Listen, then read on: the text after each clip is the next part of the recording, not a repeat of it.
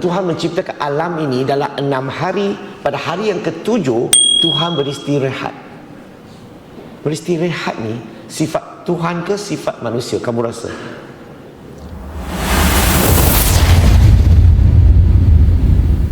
Mereka duduk kat situ, kami duduk di sini. Maka dia pergi ke camp Cina tu. Dia tanyalah, dia ni tak puas hati sebab kalah 1-0. Dia macam Manchester United kalah kepada Southampton. Southampton betul, tim kecil lah. So dia tak puas hati. So dia pergi tanya budak Cina tu. Dia kata, aku dengar you kat rumah ni menyembah patung berhala, betulkah? Dia kata, betul lah. Kamu tak tahu ke, patung berhala kan manusia cipta dengan tangan. Alamak, jangan buat macam ni tau. Di Malaysia kita tak boleh cakap macam ni kepada golongan non-Muslim. Itu dulu-dulu punya cerita lah. Dia mau cari gaduh mak.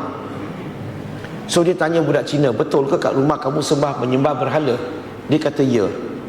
Melayu cakap dengan dia, kamu tak tahu kak, itu patung berhala manusia gunakan tangan untuk cipta punya. Wow. Dia nak cari gaduh. Tapi silap hari, sebab dia nak cari gaduh dengan orang Melaka. Orang Melaka ni bangsa lain bolehlah cakap Melayu, sikit-sikit lah macam Melayu saya kan, Melayu biasa. Sekarang nak gaduh tak kalah. So budak Cina pun tanya balik kat dia, budak Melayu tu, aku dengar orang Melayu ni boleh sembahyang menghadap ke dinding, betulkah? Dia kata betul. Dinding pun manusia cipta dengan tangan. Satu sama. Nampak, kadang-kadang kita nak provoke orang, tak jadi pula orang provoke kita balik. So apa berlaku? Tapi budak Melayu tu pandai sikit. Mungkin dia karya orang sini kot, belajar agama di masjid ini. Dia cakap dengan budak Cina tu, dia kata, pakailah otak sikit kawan. Begitu banyak perkara yang Tuhan cipta, kamu tak dapat lihat dengan mata kasar. Macam mana kamu mau lihat Tuhan penciptanya? Masuk akal budak ni. Budak Melayu ni pandai, macam ulama sedang bagi kuliah. So dia tanya lagi, kamu nampak tak udara? Budak Cina kata tak. Tanpa udara kamu boleh hidup? Tak. Ini udara salah satu ciptaan Tuhan. Begitu hebat dah ciptaan Tuhan. Tanpa dia saja, semua makhluk yang ada nyawa akan mati. Betul ke tak betul? Dia tanya lagi, kamu nampak tak matahari? Bukan cahaya matahari tau. Nampak tak matahari dengan mata kasar kita? Dia kata tak nampak. Tanpa matahari manusia boleh hidup? Tak boleh. Yang matahari juga salah satu ciptaan Tuhan. Yang dicipta pun kamu tak boleh lihat dengan mata kasar. Macam mana kamu nak lihat penciptanya? Bagi saya, hujah budak Melayu ni bernas, logik. Saya mula tanya diri saya, Brother Lim, tak ada, tanpa udara you boleh hidup tak? Tanpa matahari boleh hidup? Tanpa patung berhala boleh hidup tak? Boleh hidup. Orang sini semua hidup kan, tanpa patung berhala kan? Tapi sering kali bila kami pergi nak main kat situ, adalah setengah-setengah karya di masjid itu tak suka. Dia halau, dia marah, dia suruh pergi tempat lain.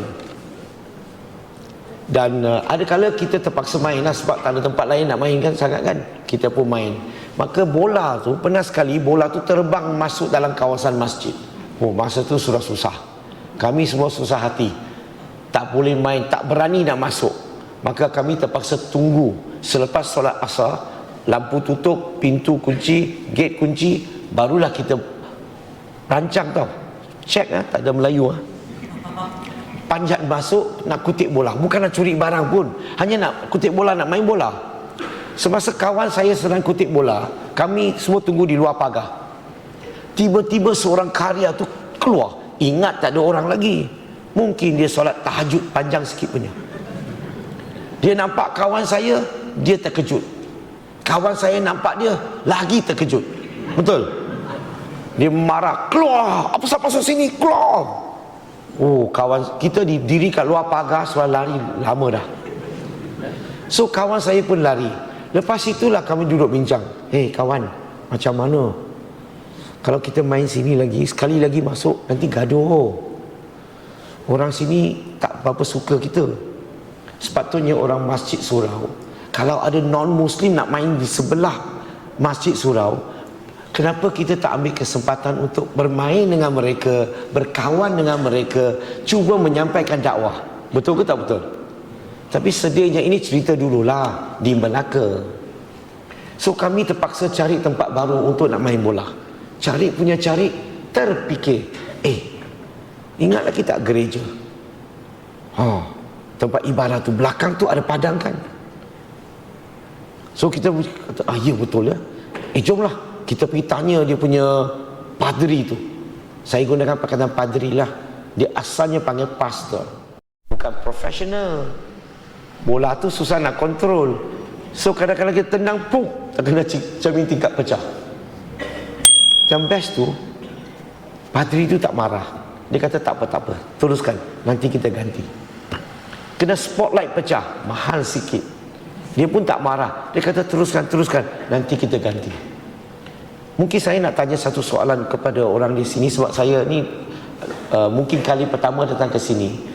Apa kata kalau orang bukan Islam main bola di sini, bola terkena cermin tingkat pecah, pengurusi sini cakap apa? Halo? Halo? Pengurusi akan kata, teruskan, pecah satu saja mah, tak apa, banyak lagi belum pecah kan? Mereka bukan saja tak marah, malahan dia sediakan makanan dan minuman untuk kami. Setiap kali habis main bola, makanan minuman telah disediakan. Dan padri itu akan duduk bersama-sama, borak-borak dengan kita. Tanya, ni keluarga mana ni? Okey, bapa kerja apa? Mak buat apa pula? Dia akan tanya pelajaran, semua okey. Dan dia offer kami tuition free dalam gereja. Sini rasa-rasa masjid ini akan buat tuition free tak bagi golongan bukan Islam? Halo? Mu'alaf tanya, mukalaf kena jawab.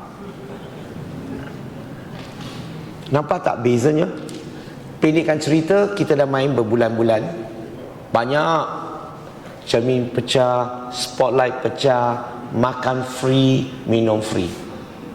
Beberapa bulan kemudian, barulah dia nak ajak kami semua, termasuk ajak keluarga kami sekali kalau boleh, pergi ke gereja untuk menyambut Christmas. Bagus tak pendekatan mereka? Sehingga kita terhutang budi dulu. Bukan hutang budi biasa, hutang budi kau-kau. Sebab dah berbulan-bulan kan makan free, minum free, pecah ini, pecah itu. Mula-mula kami cuba bagi alasan tau. Kami cakap dengan dia, kami bukan Kristian. Dia kata tak apa. Dia kata ini rumah Tuhan untuk semua. This is a house of God, it's for everyone. Kita ada cerita tak kepada non-Muslim ajak dia datang dengar malam ni? Cakaplah, kata, saya bukan Islam. Tak apa, ini rumah Tuhan untuk semua. Ada? Halo? Pendekatan dia. Maka kami pergilah. Pakai smart. Ini pengalaman ni kali pertama. Walaupun kita main bola hari-hari kat gereja, tak pernah masuk ke gereja. Maksudnya dalam gereja tak pernah. So pagi tu kami pergi ke gereja. Masuk daripada pintu depan, gate. Itu padri dengan ketua-ketua gereja tunggu kami di gate, menyambut kami. Masa tu baru 14 tahun macam tu saja. Wah, dia anggap kami ni macam VIP. Hey, thank you so much Lim, thank you so much for coming. Wow, tak pernah orang layan saya begitu. Mak bapak pun tak layan macam tu. So kami pun masuk ke dalam. Dan bila time masuk tu, kat pintu tu, begitu ramai kiri kanan mereka diri kat situ untuk welcome us. Dan mereka nyanyilah lagu welcome. Tengok muka-muka mereka semua senyum-senyum. Muka pecah rumah tak ada. Muka 20 sen pun tak ada. Dan bila dah masuk ke dalam, wow, macam pengalaman saya masuk ke masjid inilah. Wow, begitu cantik. Begitu besar dan cantik sekali. So pengalaman macam itulah. Dan sebelum bermula majlis itu, celebrate Christmas itu, saya berkesempatan pergi ke tandas dia. Dan bila saya masuk ke tandas dia, saya pun terkejut. Kenapa? Sebab tandas dia lebih bersih daripada tandas rumah saya. Tak berbau, bersih, very clean, boleh jadi tempat tidur. Saya masih ingat lagi mula-mula beberapa tahun saya masuk Islam, sering kali Masjid Surau akan ajak saya pergi berkongsi pengalaman saya, hijrah saya dan sebagainya. Sebelum saya bermula kuliah tu, saya biasanya akan pergi melawat tandas dia, akan pergi tandas dulu. Selesai sesuatu dulu. Dan ada setengah-setengah tandas lalu saja tahu, tak jadi mau masuk. Sebab bau dia pekat. Orang sini tahu tak musang king? Dia kategori musang king punya. Apa berlaku? Ada setengah-setengah leceh betul. Sebab apa? Masa emergency, terpaksa masuk. Satu tangan kena letak belakang atau satu kaki kena letak